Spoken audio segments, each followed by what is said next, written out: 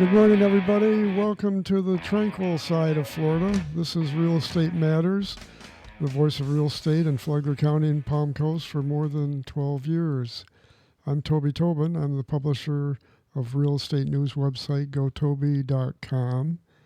I'm a Florida licensed realtor with Grand Living Realty, and I'm joined by co-host Anna Maria Long from the Flagler Home Builders Association. She's my trusty sidekick for at least a couple of years now. It has been, yeah. Good years. Mm-hmm. And by the way, the Home Builders Association also sponsors the show, along with Hammock Community Church, the little church in the woods and on A1A in the Hammock, about 1.25 miles north of the toll bridge. Nice little church. So I've got my show notes here. Completely useless today. Yeah, we're gonna rip them up. We're recording this show on Friday afternoon. We usually do it Thursday afternoon, and I come in with show notes that start out with a bunch of statistics that we go over. Hopefully, we'll get to them. But luckily for you, Anna Maria can't put dates on a calendar correctly, which meant we had to reschedule for today. Mm-hmm. And what happened this morning? This morning, I was in court, which is not how I should start a story. I was in court on behalf of the Flagler Home Builders Association for counts 1 and 2 of our lawsuit versus the City of Palm Coast, which deals with SB 180, Senate Bill 180, which is dealing with land development regulations post-hurricane. And this dates back, and when the Senate put it on, it was actually dated back retroactively. Mm-hmm. So really kind of cut and dry stuff, not super interesting when it comes to good stuff the to legal read world. If you're having trouble getting to sleep. Yeah, I'd highly recommend it if you're getting sleepy, and then if you want to go back and like reference like, per section blah blah blah, per section blah blah blah, you get to hop all over the interwebs looking at different sections of the law. But yeah, I mean, it's a pretty cut and dry part of the law, and it says you do this, do that, or in this case, don't do this and don't do that. So we were in court this morning, and I don't want to be the spoiler alert, but I feel like if you're listening on Saturday, you've probably already heard it. So the judge ruled that the impact fees for fire, transportation, and parks were recently passed. Yes, that were recently passed. They started last year. Mm-hmm, they started October 1st of 2025. That they were unlawful under SB 180. So an order will be signed by the judge, likely early next week, because it's Friday. And so things. Let's you and I have talked about this it's been about a year. So it has been almost a year. Yeah. It actually has been a year, since the studies came out. Mm-hmm. But just for some background, first of all, this is not a lawsuit against impact fees. No, it's not, no, it doesn't reflect anything negatively against the concept of impact fees. No, impact fees are completely necessary. Just for some background, what cities often do when they're up against, and corporations do this a lot too, to kind of remove themselves from making the decisions directly. Yeah. It's very common to hire outside consultants, and you pay them typically a lot of money to tell you what you want to hear. In transportation case for the City of Palm Coast, the transportation consultant was paid $152,000. I think I'm in the wrong. That's what I said. Because I could do it for half the price correctly and not end up in court, but also not showing up to court and not providing the documentation that's asked of me or demanding more money to do that. Well, weird. What happens when you have a situation where you hire out basically hired guns to come in and do a study for you, and there's an awful lot of leeway in a study, and there's usually not a double check mechanism because they are your consultant. They're the experts. Yeah, so you and don't then hire another expert to right. check the experts. And So the municipality, the city council in this case, and staff, they rely heavily on the consultants. They're paid, and they put out this really great promise at the beginning of it, and they say that they're going to do all the right things. And what we're seeing, not just here, actually across the state, we were just kind of first, and we were the first to take action, but the consultants are not upholding their end of the deal, and they're not being truthful, and they're really duping the municipalities and the city of Palm Coast in this case. well, and the other thing I've noticed over the years is that I doubt very much that you could point to a single impact fee consultant who ever got hired again after recommending a decrease. That's absolutely correct. And the law for the Florida Impact Fee Act is getting stricter and stricter every couple of years because of this. It's really a rampant, like out of control industry. It's sloppy. It's so sloppy. Sloppy. And the truth is we've discovered that the impact fee consultants are literally copying and pasting from one study to the next. So you have municipalities that are using your tax dollars to pay between $40,000 and $150,000 to copy and paste, which to me is... It's kind of like my show notes. It's absurd, though. It's so absurd. I mean, I have an English degree, and if I like just copied and pasted, I could have copied and pasted my way through an English degree that I paid for, like paid for the classes, you know. But these consultants are getting paid. I mean, we have documents that were submitted to the city with the wrong city on it, including the very first document they submitted. Like, here's our proposal, and it had the wrong city on it. It sounds like immediate red flag. Like, yeah. It's like your proposal's like you're dating, right? Like, here's what I have to offer you. I don't even know your name. That's like, I come and I'm like, hey, Toby, I'm Anna Maria. Nice to meet you. Except I'm like, hey, Joe. You're like, I'm not Joe. That's you've got the wrong guy. Maybe it's Job. Maybe it's Job. That's a good one. Go to the Hammock Community Church for more of those. So anyway, what happened is the city a year ago raised several of the impact fees to a level that exceeded what this recent SB 10. So SB 180 actually said you can't raise them at all during this time period, which truthfully, like, wouldn't have been a big deal. The problem was all the violations of the Florida Impact Fee Act. The SB 180 part was it was the easy side at that point because the Florida Impact Fee Act had been violated so many times. So the Florida Impact Fee Act, which that case will still be heard, the Florida Impact Fee Act says that you can only raise your impact fees by 50%, and then it delegates how you can how you can raise those fees over a four-year period. And it like breaks it down. Yeah, it's phased in, exactly. And this is to help with cost control. You know, the same thing that all of our fellow residents and citizens complain about is the cost of housing. So we kind of should be on the same side here. And instead they went and said, well, you need to go over 100% on almost all of the fees. So it's an average of 101% over the 3 fees. Well, that is burdensome. That is a lot.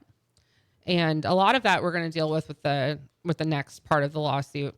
But in today's, it really just dealt with the fact that they were raised and they are part of a land development regulation. And that's part of the law. I read the Flagler Live article that came out. He did a good job. Yeah, Pierre was in the courtroom this morning. Very, very shortly after the ruling, he had his story done, and there's a lot yet we don't know. We don't know what's going to happen with the remaining lawsuit. And that's true. And what do you think is going to happen with it? With the parts 3 and 4 on the Florida Impact Fee Act. Mm-hmm. I mean, my opinion, purely my opinion, is that the studies are so blatantly in violation of the Florida Impact Fee Act that I think we'll be successful. The HBA will be successful on that. And when I say the HBA will be successful, I really mean that the citizens of Palm Coast will be successful, because we all want transparency. I think that's been clear from all sides of the aisle. Everyone wants transparency. If you go look at these studies, the numbers are absolutely wrong. They're double charging. They're breaking the law right there in the studies. And that's truly unfair to everyone. It's unfair to existing residents. It's unfair to the incoming residents. It's unfair to the people who made the decisions, council and staff, because they were told, hey, you can trust these people. And that was a lie. Mm-hmm.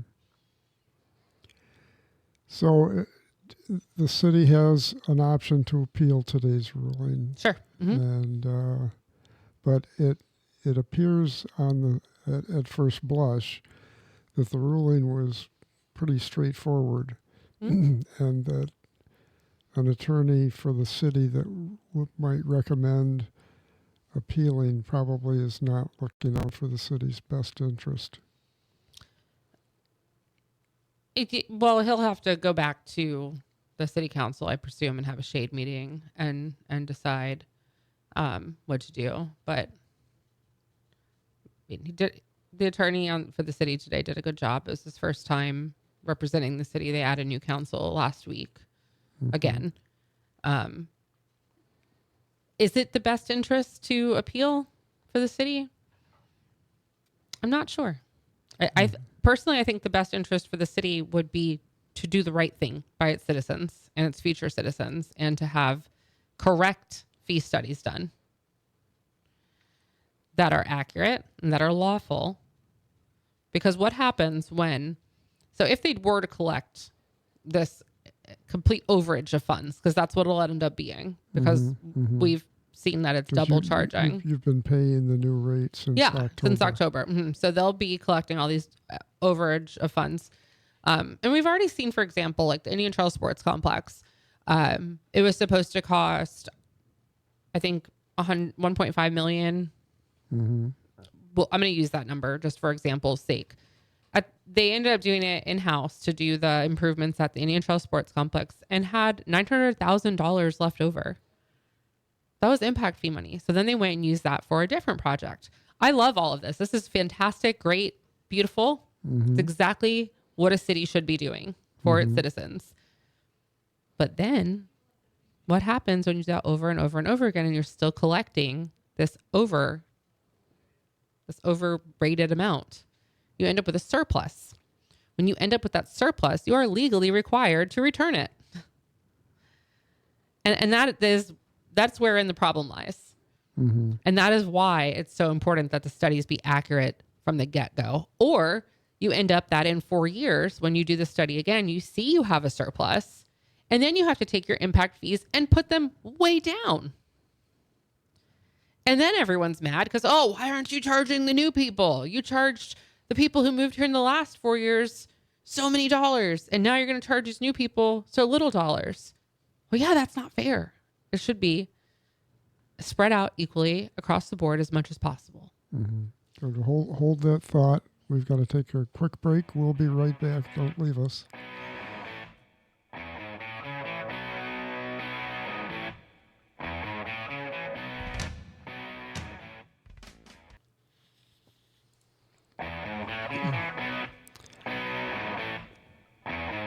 Well, welcome back, everybody. This is the second half of Real Estate Matters. This is our first show in 12 years that we've done totally off script. Are you okay?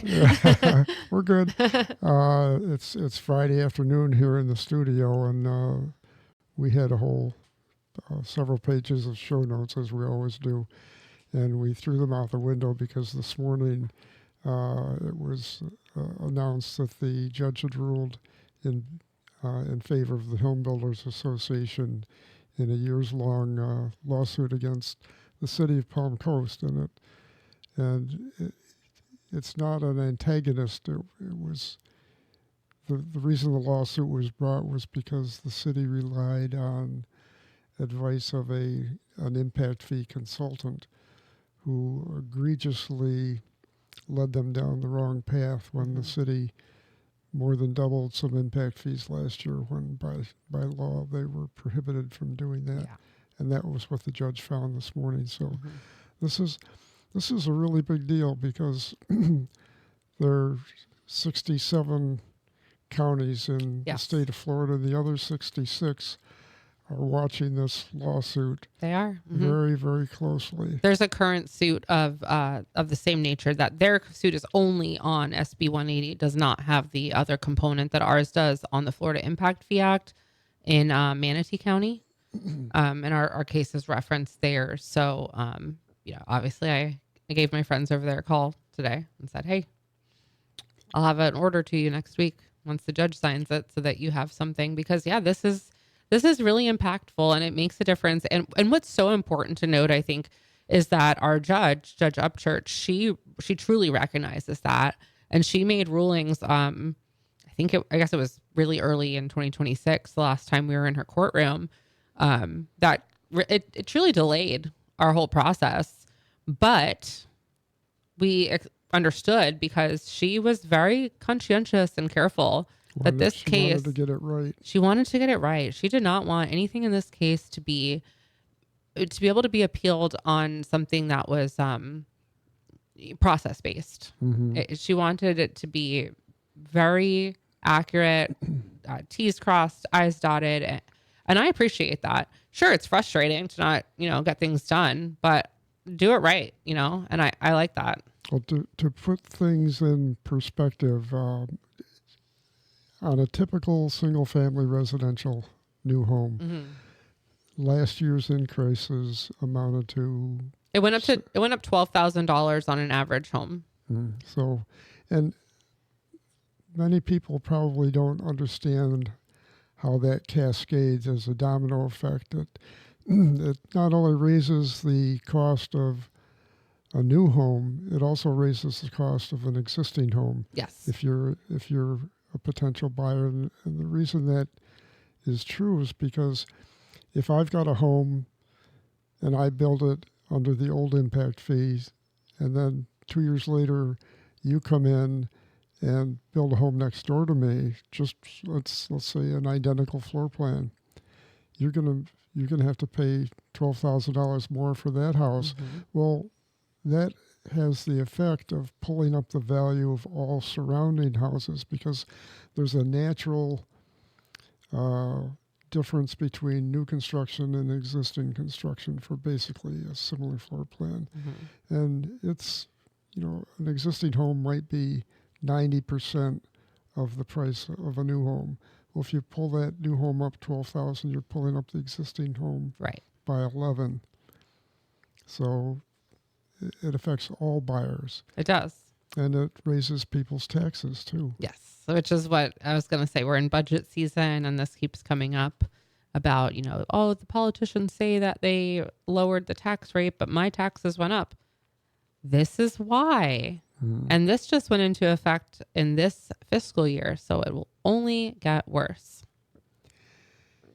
Just as an aside on valuations, my home went down in value last year. So that's the other talk, that everyone's house went down. Property appraiser valued my house for less, but yet my assessed value still went up 3%. And the reason that can happen is because I had protected value. That's kind of a little aside. We'll make sure you get your homestead. Well, I had mine, but it's still, it's basically a clawback of money that I avoided in prior years. Right. So before we get lost at the end of the show, I might have forgotten what I want to. We've got the developer for the Promenade in Town Center coming on the show next week, and I wanted to give you a heads up that they're going to start moving in. The apartments are almost done. I was awesome. there. I was there this morning, and it's a nice nice place, but people are going to start moving in about a month. I started following the guy who's doing the golf and sports simulation in the promenade on TikTok. I'm sorry, this would be a great place to say his name, but I didn't catch that. I just scroll TikTok while I'm getting ready sometimes. But he's actually going through like the whole development process of a commercial development. But I mean, to that point, since impact fees is my current life, the impact fees also affect small businesses. I had a small business that built their own building in an already developed area, and they paid $50,000 in transportation fees for their own office for 3 employees to go to every day. So these are the kinds of things that increase the cost of goods and everything else that we pay for in our community. And the reason that we say like, oh, why can't we have more mom and pops? This is why. This is why. This is why you have all of the commercial franchises coming in and all these big box stores, and you can't get all the mom and pops because they can't afford this. $50,000 for an office building. That's insane. Well, the promenade paid over $2 million for water and sewer connection and capacity. There you go. Sample B. Yeah. $2 million. So back to the lawsuit, the next step is the order will probably be put out next week. Yes, the order. There's legal requirement for the loser to pay the winners. That is statutorily what SB 180 says, yes. And then the Home Builders Association will sit back and then decide whether to continue to pursue the other lawsuit, or is that already we've already put that in motion. So it will, as far as I understand, I only briefly spoke with our attorney today, but as far as I know, that's going to go ahead and continue in motion. That Florida Impact Fee Act violation is really important, not just to us. It's important to the state of Florida. It's important to the country as future case law. This lawsuit is getting national watch, by the way, too. No pressure, right? I better get to yoga tonight. This is fine. Everything's fine. Yes, it really is that important though. And our judge recognizes that, and she keeps mentioning how intellectually stimulating the case is. And I really like to hear that from our judge, because it means she's paying attention, and that's good for both sides. The city should be appreciative of that. And we're of course appreciative of that. Because you want someone paying attention to this stuff. You don't want someone just going, yeah, that guy sounded right. Okay. Yeah. Sounds great. Well, the city may learn to pay attention to who they listen to more in the future. I mean, we would have really liked to have had the time and someone to listen to us when we said, I went to every meeting and I said, hey, this is not legal. Can we take a pause? This is going really fast. There's really big problems in these studies. Can we take a pause? And they didn't. I did have, I will say that Vice Mayor Pontieri, she did meet with us, and she did try to talk to, she did get questions answered and things like that, but it wasn't enough as a whole from the city to get anything actually stopped or paused. They paused transportation for like a week or two, like one meeting to the next. But yeah, it wasn't enough, and nobody actually went back and changed any of the bad data that went in. And that's really where it starts, right? If you start something with bad data, you're going to get bad data in, bad data out. And that's what it came down to. So yeah, if they had done that, then we wouldn't be here right now. Even if they had just gone to the 50%, we probably wouldn't have looked. We definitely wouldn't have looked so deeply into it to see how bad they were, how bad the studies were. Well, and you wouldn't have looked, so no one would have seen it. It would right. not have been, so next year would be same old. And because now we've even gone back and looked at the 2018 studies and gone, they did this in 2018 too. Same consulting company? Yes, they are, as far as I can tell, based on any evidence that's been given, we don't see that they went to anybody else to get like outside bids. It looks like they went back to the same people from 2018, which I'm not sure like what the typical procedure is on that from like a procurement standpoint. So I'm not going to speak to it. I can understand that the relationship might be there and they may have some existing data, but yeah, it looks like they just went back to the same two consultants, and rinsed and repeated, but worse. Well, we're run out of time. We're going to have to do numbers next week. Sorry. It's okay. No, this is way more important, much bigger story. So I'm glad we did it. And I'm glad we delayed the recording till after the trial. You're welcome. So you want to wrap it up for us? Yeah, if you hand me your show notes, I'd be glad to. Oh, okay. I haven't memorized it all yet. And remember, next week we're going to have the developer of the Promenade in Town Center on as a guest. So I'm very excited. It should be a good show. I met him today and got a tour of the facility. It's beautiful. Sounds like you had a nice morning while I had a stressful morning. Video podcasts of Real Estate Matters are available on gotoby.com. Click on podcasts on the top navigation bar. Show notes are included so you can see what we did not get to on the show, which is a lot. Also on gotoby.com is the Flagler County interactive map of residential developments and subdivisions, which is updated regularly. Currently viewed over 11,000 times. Thank you. Big stretch. Be sure you're back with us next week. We're going to have a great show. Look forward to seeing you all then. I'm Toby Tobin, and I approve this show.